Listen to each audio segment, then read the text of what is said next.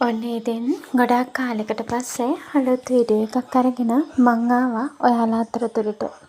ඉස්සෙල්ලාම ප්‍රාර්ථනා කරන්නම් ලැබුවා වූ සිංහල හා දෙමළ අලුත් අවුරුද්ද සාමය සතුට සෞභාග්‍ය සපිරි සුබම සුබ අලුත් අවුරුද්දක් වේවා කියලා. ඉතින් මේ වෙනකොට දළදා වහන්සේ වැඳ පුදා ගන්න යන බොහොමයක් බැතිමතුන්ට තියෙන ප්‍රශ්නයක් තමයි සනීප ආරක්ෂක පහසුකම. මේ වෙනකොට ගොඩාක් දෙනෙක් දළදා වහන්සේ වැඳ පුදා ගන්න නුවර බලා පිටත් වෙනවා. ඉතින් අපි හැමෝටම අත්‍යවශ්‍ය දෙයක් තමයි සනීප ආරක්ෂක පහසුකම. මේ ලෝකයේ අපි නොදන්න ගොඩාක් දෙනෙක් ඉන්නවා නරක වගේම හොඳ මිනිස්සු. අද මට හමුවන මිනිස්සු අතරින් ඒ වගේම හොඳ පින්වත් අම්මා තාත්තා කෙනෙක් ගැන තමයි මං අද ඔයාලට කියන්න යන්නේ. දළදා වහන්සේ වන්දනාමාන කරන්න කිලෝමීටර් 4ක් පමණ දිග පෝලිමක් තිබ්බා.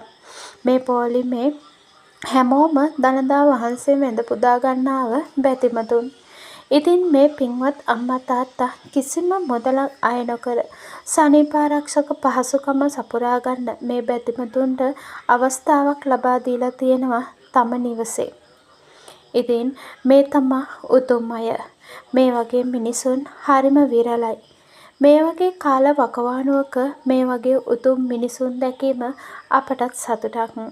ඉතින් මේ වීඩියෝ එක බලන ඔයාලත් මතක තියාගන්න ඔයාලත් දළදා වහන්සේ වන්දනාමාන කරන්න යන බැතිමතුන් නම් මෙන්න මේ අම්මගේ තාත්තගේ ගෙදරට ගිහිල්ලා සැප දුක් අහලා චුට්ටක් කතා බහ කරලා ඔයාලගේ පහසුකම සපුරා ගන්නත් අමතක කරන්න එපා.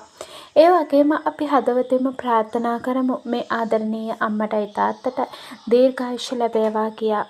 සිතන්නා වූ සිතුම් පැතුම් ඒ ලෙසම ඉෂ්ට සිද්ධ වෙන්න ශක්තිය ධෛර්යය ලැබේවා කියා අපි හදවතින්ම ප්‍රාර්ථනාවන් කරමු.